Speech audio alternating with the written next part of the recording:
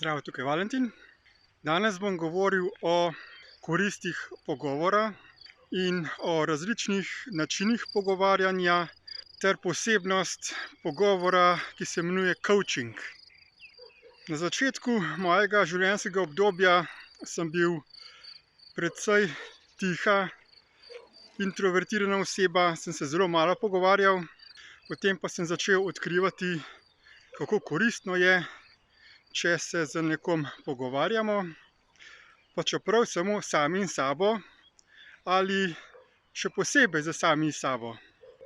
Mi imamo v sebi neprestano komunikacijo v obliki naših misli, ki so neke vrste tihi glasovi, ki se zelo hitro odvijajo in nad čemer imamo precej malo vpliva.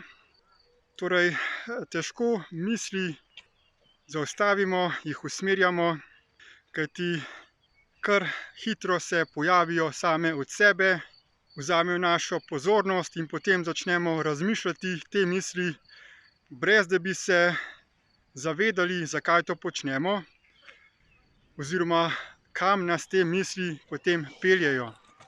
Seveda, ko se zavedamo, da razmišljamo, potem lahko te misli zaustavimo, preusmerimo pozornost nazaj na svoje dihanje in začnemo zavestno uporabljati našo umsko kapaciteto. No, lažje se misli zavemo, če misli izgovarjamo na glas. Torej, da med tem, ko razmišljamo, te misli izgovarjamo, pa čeprav to samo za samega sebe, brez da bi bila neka oseba v naši bližini. Seveda pa se lahko tudi odločimo, da gremo na klepet z nekom, z nekim prijateljem in potem obojestransko izmenjamo misli. In pogovori vsekakor pomagajo, so terapevtske narave, nam pomagajo ozavestiti določene stvari v našem življenju. In zakaj to? Zato, ker misli, dokler so v našem umu, so v obliki energije, ki se premika zelo hitro in jih težko razumemo. Če pa misli izgovorimo, jih pretvorimo v fizično manifestacijo, jih na neke vrste zmaterializiramo. Take misli lažje slišimo z našimi fizičnimi ušesi in se jih zavemo. Pogovor v obliki klepeta med dvema prijateljema poteka precej spontano, nekontrolirano in se lahko odvije v različne smeri. Običajno, če se dva pogovarjata, vsak govori približno polovico časa. In pogosto se dogaja, da ko nekdo govori, namesto da bi ga sogovornik poslušal, sogovornik začne razmišljati o tem, kaj je slišal in o tem, kaj bo že povedal nazaj, ko bo tisti, ki govori trenutno, prenehal govoriti. In tak način poslušanja ni zelo kakovosten, ker tisti, ki posluša, se ne zaveda točno tistega, kar je govorec povedal. Zato je koristno, da če se pogovarjamo z prijateljem, da če prijatelj govori, da ga res pozorno poslušamo in da zaustavljamo sleherno našo misel, ki se nam pojavi v našem umu.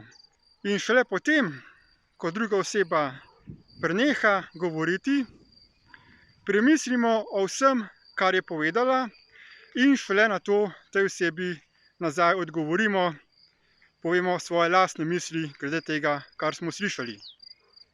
Medtem, ko se dva pogovarjata, je ta pogovor zelo pester, lahko se govorita misli, ki pridejo spontano, lahko se delita lastne življenjske izkušnje o tem, kar je nekdo slišal, lahko si delita nasvete o tem, kaj nekdo predlaga, da bi drugi naredil, glede na to, kaj smo slišali, kakšne težave ima. No, potem pa obstaja še določena zelo usmerjena oblika pogovora, ki se imenuje coaching. In jaz sem v januarju leta 2020 postal profesionalni life coach. Izučil sem se zelo usmerjenega, pozornega poslušanja, s čimer omogočam, da tisti, ki mi nekaj govori, dobro ozavesti, kaj je povedal. Torej, ko nekdo pride k meni na coaching, lahko osebno ali pa coaching izvedem preko spletnega videoklica ali zgolj telefona, ta oseba pove, kakšen ima izziv v življenju in kakšen cilj si želi doseči. Potem pa tej osebi zastavljam vprašanja in poslušam, kaj pove. Zelo pozorno, brez da bi zraven karkoli pripomnil, brez da bi delil svoje lastne izkušnje, brez da bi tej osebi karkoli govoril, kaj mora narediti. In potem, ko odgovori na to vprašanje, zopet poslušam, kaj je oseba povedala in zopet zastavim novo vprašanje, glede na to, kaj sem slišal, da je povedala. In vprašanja, ki jih zastavljam, so z namenom, da peljem to osebo v smer doseganja cilja, ki ga je sama zastavila na začetku coachinga. Torej, predvsem kot coach delujem v funkciji zrcala oziroma ogledala, da tej osebi zrcalim njene misli.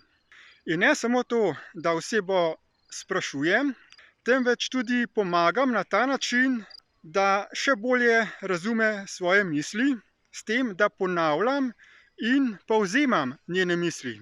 Kajti, ena stvar je to, da oseba, ki govori, misli izgovarja na glas. Teoretično bi bilo to že dovolj, da se zave v popolnosti svojih misli, zato ker jih izgovori, jih spremeni v zvočno obliko in potem jih sliši. Toda, ko jaz potem še ponovim te misli oziroma jih povzamem po svoje, torej ko ta oseba sliši svoje misli skozi moja usta, potem pa se zgodi skoraj nekaj čudežnega.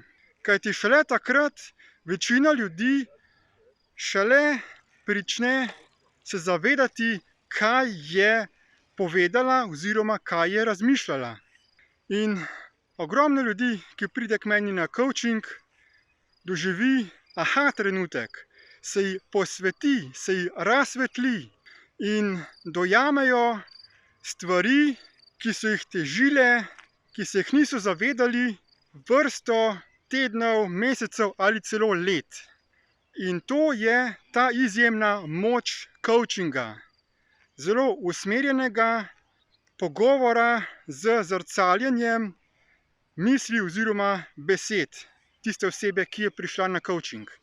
Skratka, glede na to, kako sem jaz osebno doživel coaching, odkar ga izvajam profesionalno, in glede na vse tiste izjave ljudi, ki so prišle k meni na coaching, vsakemu priporočam, da osebno izkusi coaching.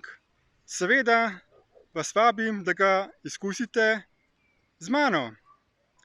Vabim vas, da obiščete mojo spletno stran valentinrozman.si ali me poiščete na Facebooku, me kontaktirate in se zmenimo za uvodni 15-minutni pogovor, da ugotovimo, ali je coaching za določeno zadevo primeren za vas in potem se lahko zmenimo za prvi poizkusni coaching.